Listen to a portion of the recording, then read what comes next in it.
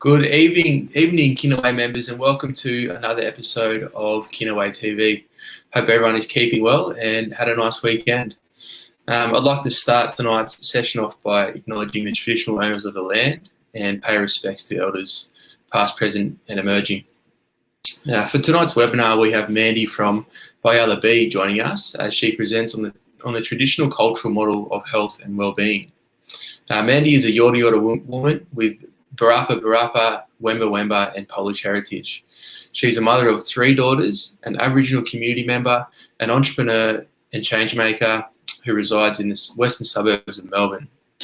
Mandi founded Biyala B, a business that aims to break down barriers to accessing wellbeing opportunities by indigenising wellbeing spaces and places.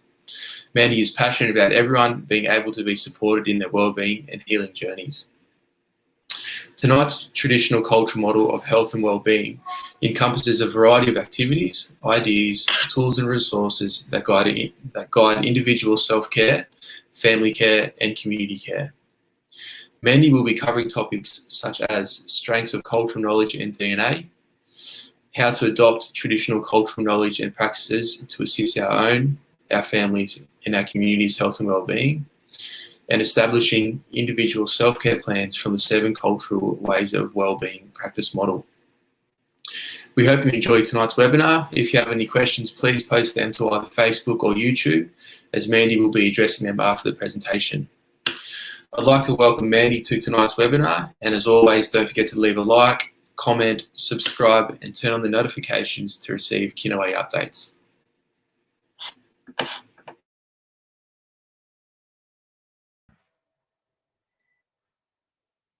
Hi, thanks for joining me here. So tonight we'll be looking at the traditional cultural model of health and wellbeing.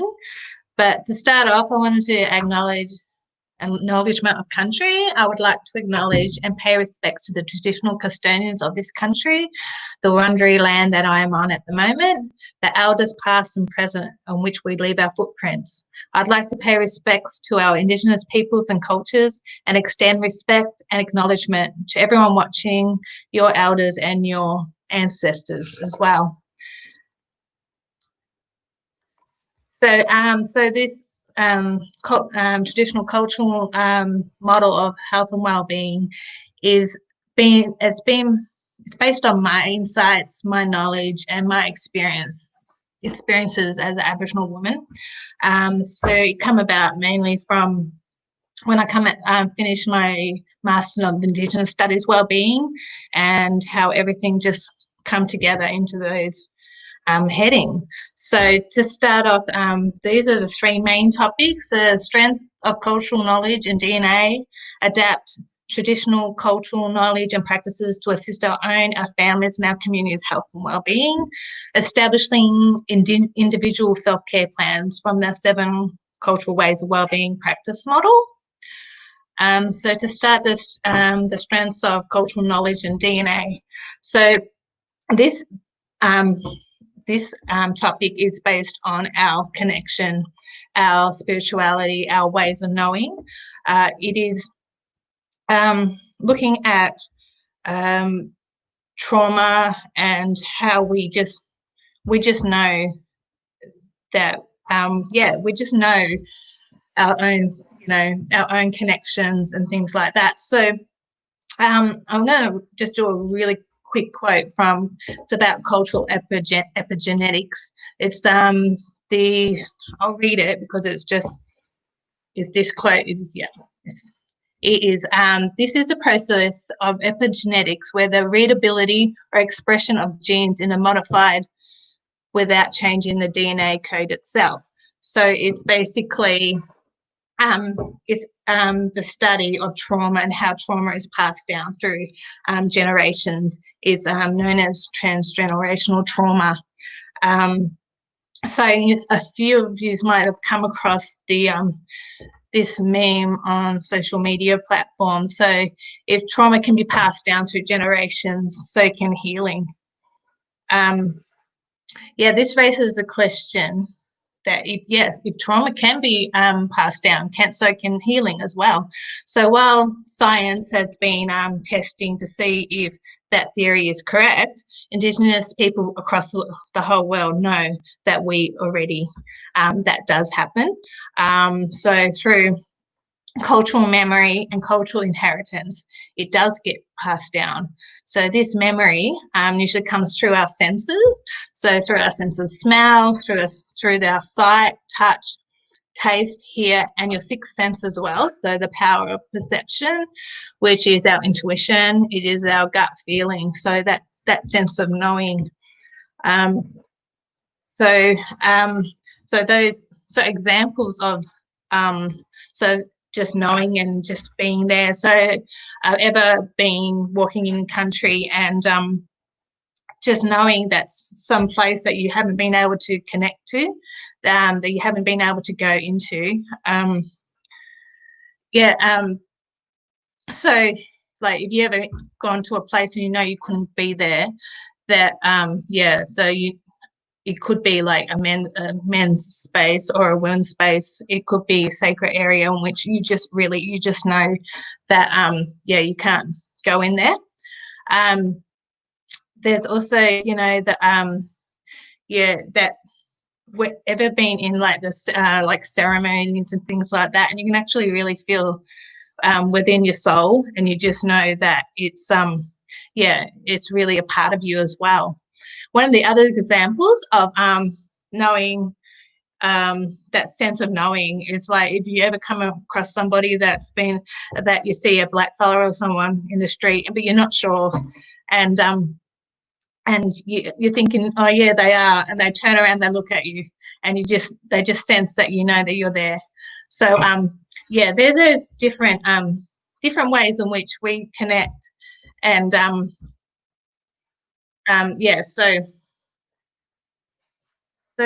this is so what this means that even if we don't remember traditional cultural activities and practices, deep down in our DNA, we have that knowing. So that's that part. So the next part is to adapt traditional cultural knowledge and practices to assist our families and communities' health and well-being. So this come about from my Master's in Indigenous Studies Wellbeing, and I guess everything, all my life experience, everything just come together, and realised that traditionally we already looked after ourselves. Every part of our culture was looking after our healing. So healing needs to be not just with the individual, but the family and community. There needs to be connectiveness of mind, body, and spirit to create an overall wellness. Traditionally, our cultural ways, our Aboriginal ways, meant we were well. Our cultural ways created a balanced lifestyle. It catered to the well-being of communities. When the breakdown of culture happened after invasion, it created a disconnection. So Aboriginal people were disconnected from culture and those tools and resources that we needed to heal. So there's seven cultural ways of well-being. So family, kinship, community, purpose, Mother Earth, our dreaming, traditional practices and lifestyles. So our families, we've got bloodlines, songlines, motifs, skin clans and totems. So these are some of the ways in which that it looked after our well-being. So we have motifs, the different groups, so it's usually two. We have skin clans, so skin names and totems. What else? So grandparents in parenting roles. We have family roles, so aunties as mothers, uncles as fathers, cousins are brothers and sisters, and their kids are nieces and nephews. So this is just some of the ways in which we looked after each other traditionally.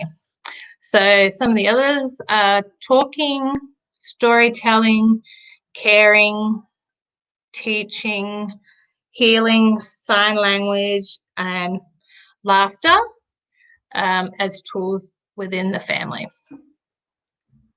So with community, we have the tribes and clans, the elders. So I wrote that this process rather than position. So it wasn't exactly like they weren't just the position of who they were in society. It's how they come to be or recognized as an elder. And so that wasn't just, it wasn't just stagnant that they were just an elder. They had to step up in certain positions as well. So bartering and trading, so that happened across Australia that I know of. That was part of that community connection. That's how didgeridoo, I guess, ended up in Victoria as well from that bartering. So up Queensland, and throughout Australia, they had different ways of conflict resolution. So the one I know of, they used to put people who were fighting against each other, they used to put them in a circle or space, and they'd had to stay in that space for however long it took. It could be weeks, it could be months, but they weren't allowed to leave until they'd actually gone through and worked out their problems. That's something that, we really could do these days. So knowing your place, that's who you are in that community. So community culture and language groups also made up community. Message stick for communicating through different communities, so tribes and countries, letting them know when you were needing to come into a certain country. Yarning, humour and belonging was the biggest wellbeing resource from community. So purpose, we've got totems, songlines and the role. So this is everyone's purpose within communities. So they had the personal totems and they had the family clan totems. Teaching, guiding, leadership. So integrity, it's about integrity, not power. So it wasn't about being in control. It was about showing the way. So everyone had a job, no matter what age group. So from they started, every child had something to do to help community, and that also, it was identity as well, who they were in community.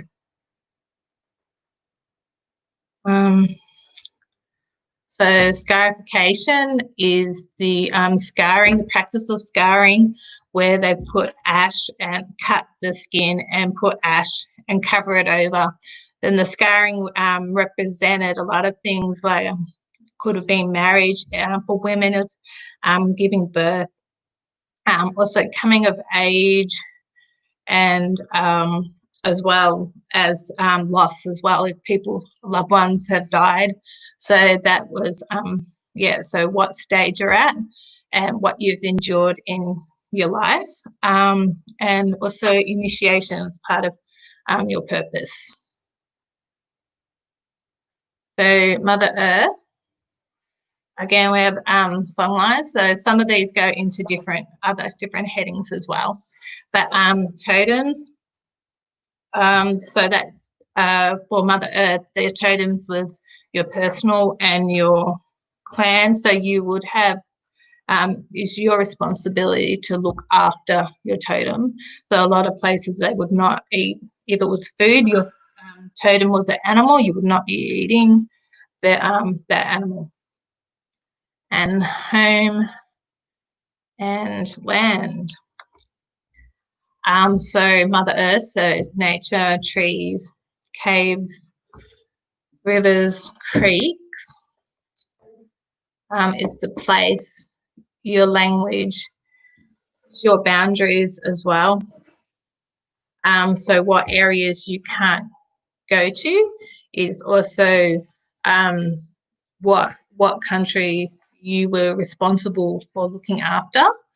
Also the place in which the places where if you went on into another country, what areas where you had to wait for someone to come and get you so you can go on to that country as well. And Mother Earth is also the astronomy. So the looking at the stars and knowing seasons and navigation and all that. So elements and animals. So you've got dreaming. So that's connected to spirituality and creation stories. So under this is signs and symbols, burials, smoking as in smoking ceremonies, spirit ancestors. We have creation stories, so Biyala, spirit man, known for creating laws of the land. Rainbow serpent, Bunjil, which is a eagle that is big in creation stories down Victoria especially. And you've got the elements, so you've got the fire, earth, wind, and I've probably forgotten it right now, but yeah, so earth, fire, wind, water, and then also you have the fifth element which is spirit, and yeah, so you have law as well and songlines. So for traditional practices, this one is all the activities and risks and yeah, all the things we used to do that connected us to our spirit and healed as well. So you have song, music, art, dance, storytelling, language, and chanting. That's what else we had. So ceremonies and corroborees, law and songlines. So songlines is under this traditional practices is knowing yeah, how to create the stories that were passed down from our ancestors. So funerals, grief, healing, sorry business. So the actual act of doing that is much different from today. So funerals often went on for a really long time, and a lot of people came to that space to heal and go through their grief. So lifestyles. So traditionally we work to live, not live to work. Yeah, this one covers quite a lot. So it covers the songlines, so the foods and the diet, which is so we only kill what we needed to eat. Food sources, plant, animals, knowing the breeding cycles, seasons to pick and gather foods. What else? There's the backburning as well, when to burn, so that regenerates the land, and as well as the trees and Mother Earth, and it heals Mother Earth as well. So we had like permanent eel traps, not temporary. So they're the ones I'm thinking of are the Lake Conda. So they would know when the eels come through and when to catch them as well. So it's that knowledge of looking after ourselves and looking after our bodies. So we had healing medicine, men and women. So they had bush medicine. We had, like, these are just examples of some of the things, some of the healing tools and resources. So we had old man's weed, which was known for things like skincare, infections, sore throats. Lemon myrtle, it's known for clearing up sinuses, allergies, and headaches.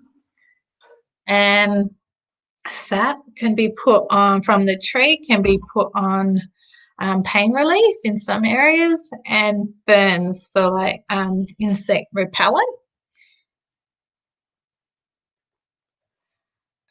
So physical sport.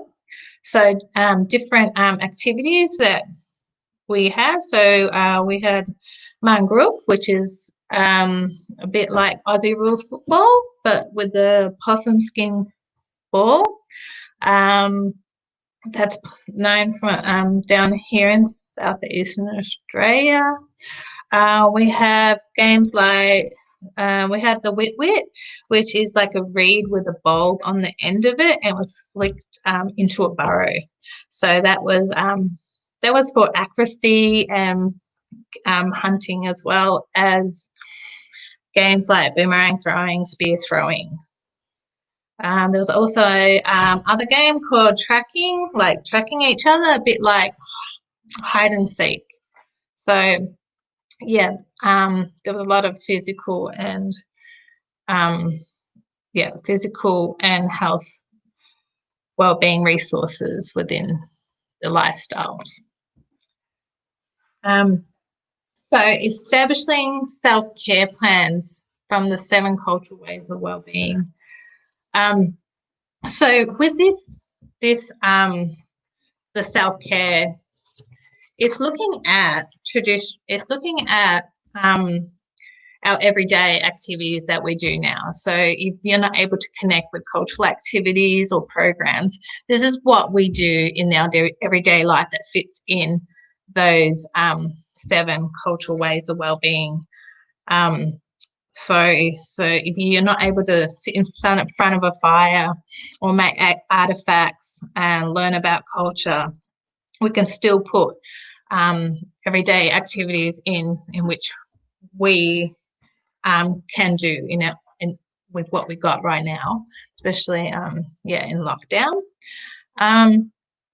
So this list I'm going to show you is just a worksheet which you can put down ideas on what a self-care activities you would like to do. I think maybe for this one is to put down activities that you would actually like doing. However, some of the most effective self-care practices are not actually really fun at all. But if you want to start off with this, maybe to start with some activities you're going to enjoy. So if we were to go through those different headings, so through family and self-care, some ideas in which you can have under the family self-care is caring and connecting with extended family. It's a bit hard at the moment, but we're getting there. Family reunions, parties, family gatherings.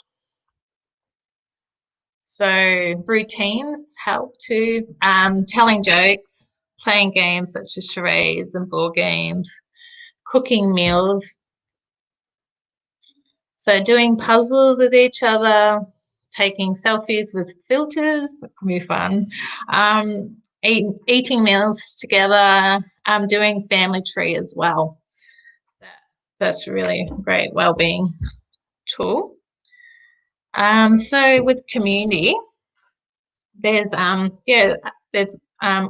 sorts of resources and tools now that we can have practice self-care.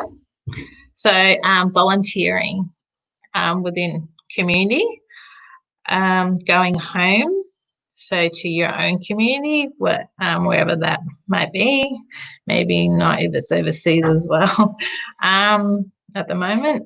So we've got communications, being able to talk and have your voice and your say within community.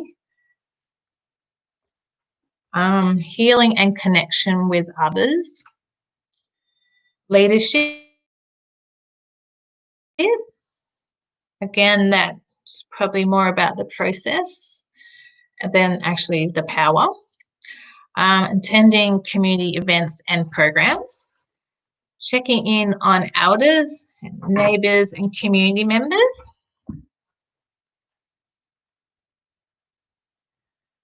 And whoops. Doing something nice for a stranger, so act of kindness. Lobby or protest against disadvantage in community. Picking up rubbish in your neighbourhood, that can help. So these are just some ideas on what you can do. There's like so many different listings. So for purpose, so you got life purpose, that's what you're aligned with in life. What are you meant to do with yourself in your life? Strengthening identity, self-worth, self-care, and self-love. So yeah, looking after yourself. It's caring that what happens about yourself to yourself. Take a course. There's goal setting, vision boards where you put down what you want out of life, and so you can actually see it to make it happen. To-do lists, self-awareness activities, self-care plans, like the one I just showed you before. Work. Some people actually find a lot of purpose and a lot of grounding going to work. Watching the sunrise, the sunset, that can be really beneficial as well. So with Mother Earth, there's some ideas for self-care is gardening, walking in nature. Got gardening twice. Swimming, hiking, taking photos of landscapes, traveling, going for drives, walking barefoot on country, connecting with animals, bird watching, whale watching, going for a picnic or camping. There's plenty others for that as well. So for our dreaming, this takes into account how like people's own religious beliefs as well now. Spirituality, it's prayer, it's meditation, it's visualization, it's creation story, it's datery. I'll explain. So that datery is a piece written by Miriam Rose Ungamia. She's from Daly River in Northern Territory. So datery is a deep deep listening and a quiet, still awareness is how we are, how we live, how we connect the past, present, and future. I read that a lot in my programs because it really, really connects people. And it's a bit like meditation. It really stops people, gives them a rest, and so that's a really good tool as well for our dreaming. So also visiting temples and places of worship, connection to spiritual places, connect with culture and other cultures, and watching for signs and symbols. Stargazing, cloud gazing, storytelling, and sleeping. People find that, yeah, that's the best course of giving people rest, but also dreams and give us insight sometimes in what's going on for us as well. So traditional practices. For wellbeing resources and self-care, we got language regeneration, art, dance, chanting, playing musical instruments, music, and writing. So for music, I have a group that I work with, and I tell the elders, like, for self-care, to listen to songs where they can't help but sing the words to the music, to the song. So their actual job for me this week is to actually listen to those songs that they have to sing to. They can't just not sing those songs. So we'll see how they go. But that's one thing that you can do for self-care, is to play those songs that you know you're not going to be able to not sing to. And yeah, so there's like, they're really broad, even some of these activities, so they could be really anything. So with writing, could be writing poems, it could be anything. So journaling, so there's a whole activity on journaling. Yeah, so you can get a whole lot of different activities that you can do with journaling. You can ask questions, you can draw. Yeah, you can do so much in that. So storytelling. And humming as well. You don't need to know how to sing to just hum. Acting and movement. So for this one, it's getting out that negative stuff and just releasing it. So that's for that self-care part.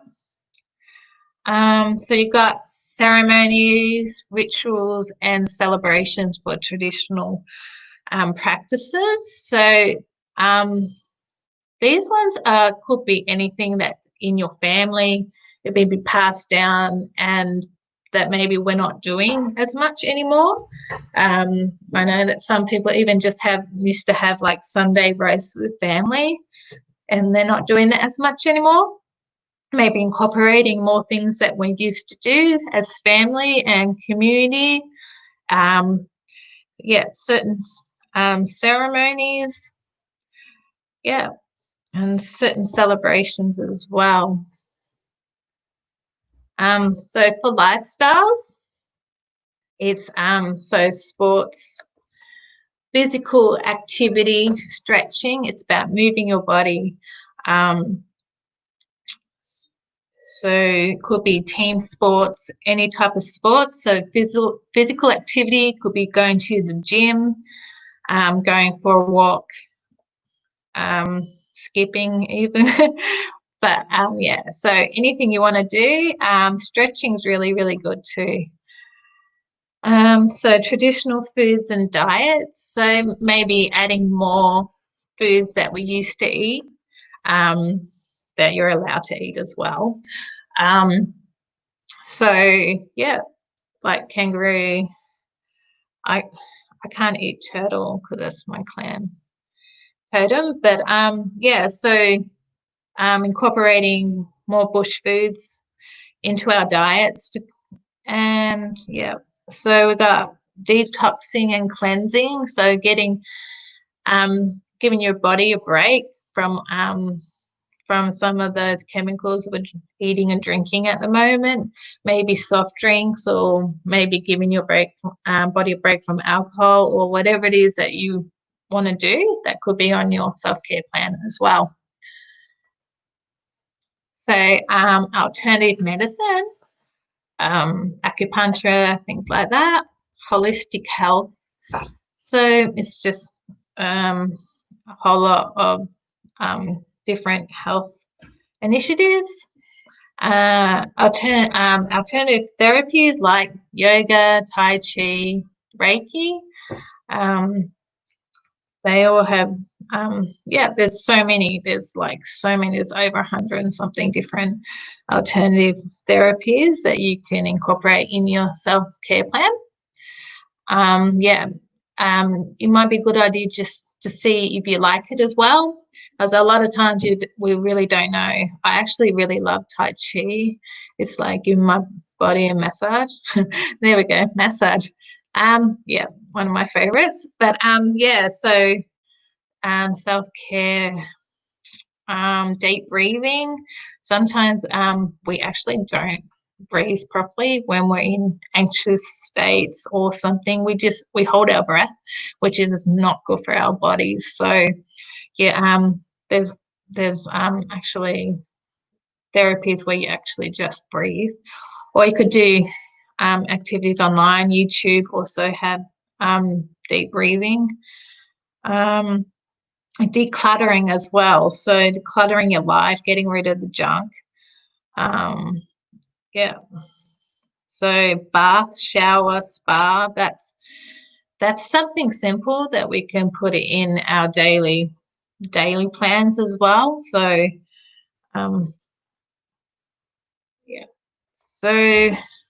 oh goodness, already finished.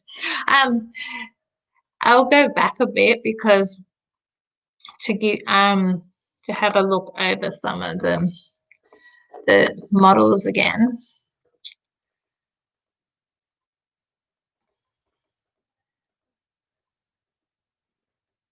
So there's the self-care plan, and the 7 cultural ways, traditional ways. So if you are writing any of this down, we're also going to be supplying some of these things later if you want. But if you writing this down at all.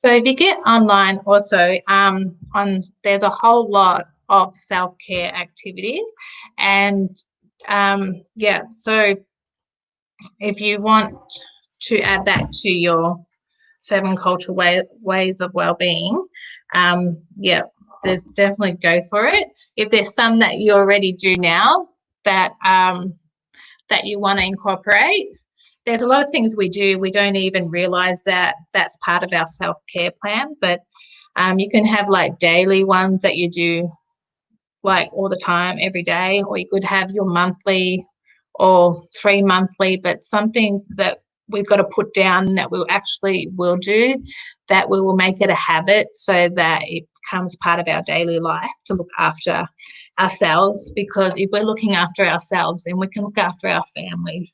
Our families benefit, our community benefits if we look after ourselves as well. So I'll just list it as like a million different self-care options. So we got sewing, quilting, crocheting, trying something new, writing a poem, like I said before, reading as well, finding a new hobby, finding more you time or me time, rewarding ourselves, learning a new board game, getting inspiration, doing the colouring books as well. They have some really good ones out at the moment. Yeah, catching up on your favourite blog, learning new things. So how, as I said before, like learning a course, you can have access online tutorials to learn something new, like Photoshop or Excel. Discover your stress indicators. Listen to podcasts. And there's so many options on Google, and hopefully you got something out of this presentation. And so now we'll be taking comments, and Great, thank you for that, Mandy. I believe we had a few people tuning in this evening for that, so we do have a few questions that have come through. I believe they will pop up on the screen anytime now, and there we go. So the first one is from Daphne Millwood, and she would like to know, it would be interesting to know more about skin groups and moieties as well. The moieties were the two different groups. So I know down in Victoria in the Kulin Nation, they had Bunjil and Wa, the Crow. So either you were born into one group or the other. So it was about how a lot of it had to do with about marriage and who you couldn't marry into. And the skin names was also how you connected. So you might have got certain skin names from your mother and her family. And so it was all really about the song lines and what your responsibilities were, who your responsibilities were to. So that's that's just a really brief brief thing about that, because so it's really complex, and different areas had different they had different ways of doing things. Wonderful. I believe I have another one. This one is coming in from Melanie, and she asks, where can I find these creation stories you were referring to in the presentation? So is that under the traditional ways, or even now? Because like now it's not, creation stories can be like our own traditional Aboriginal stories, or it can be like other cultures as well. So it's whatever you believe in as well. So those creation stories, if you go to, say, Bunjalaka, the Melbourne Museum, that Horse Gap used to have a really great Brambuck. They used to have a really good creation story, and there. So there's tapping into the cultural heritage places. That would be the first point of call, I think, to find out more about that. Yeah. Okay. Yeah. Lovely. Next one is from Jackson, and he asks, is there anywhere I can access these self-care resources? The ones that I posted, that that can be sent out or in an email, or I can give you links to self-care on the webs, on Google and things like that. Yeah, I have links to that. Yeah, I think. Yeah, I'll bring this one for Jackson. I think I'd encourage Jackson to yourself at Biyala B. So you have your socials on Facebook and your website as well. And also they can obviously reach out to us here at Kinaway, and then we'll put you in touch with Mandi as well at Biyala B too. Yeah. And I think it's really important to really be looking after yourself and also your community as well, particularly given with everything that's kind of happening with this pandemic. So it is really refreshing for you to be on here tonight, Mandi, and giving us a presentation around that, and offering these resources too, because I think it is really helpful all the time, particularly at a time where people might feel disconnected with all this sort of distancing and restrictions that are in place throughout Melbourne and Victoria. Yep. Do we have any? We have another one from Isaac. Are there any traditional Aboriginal games to play for wellbeing practice? Sorry? This next question is from Isaac, and he asks, are there any traditional Aboriginal games to play for wellbeing practice? Yes, there's actually quite a few Aboriginal businesses that do actually teach that. I forgot one of the names, but Sarai, she has her business, Wenyara, I think it is, and yeah, that's what they do. They teach those games in their business. So sure. I can also, I can. Any examples of any games? So yeah, those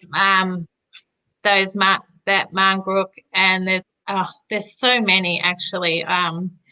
Actually done a course on this, but yeah, so I'd have to look into it, but yeah, they're from the top of my head, I can't remember at the moment, but that's okay. Yeah, and again, if anyone has any questions after this, again, feel free to reach out to either us here at Kinaway, or can reach out to Mandi as well. So I believe that is all the questions that we have. Oh, here's another one. Wonderful. Mandi, I'd be interested in chatting more about volunteering for wellbeing. I work for Volunteer West, and I'm looking to further understand how both formal and informal volunteering supports wellbeing across diverse cultural groups. Sorry, can you that? Sorry. So this one, so we have another question here, and it asks, I'd be interested in chatting more about volunteering for wellbeing. I work for Volunteer West, and I'm looking to further understand how both formal and informal volunteering supports wellbeing across diverse cultural groups. Yeah.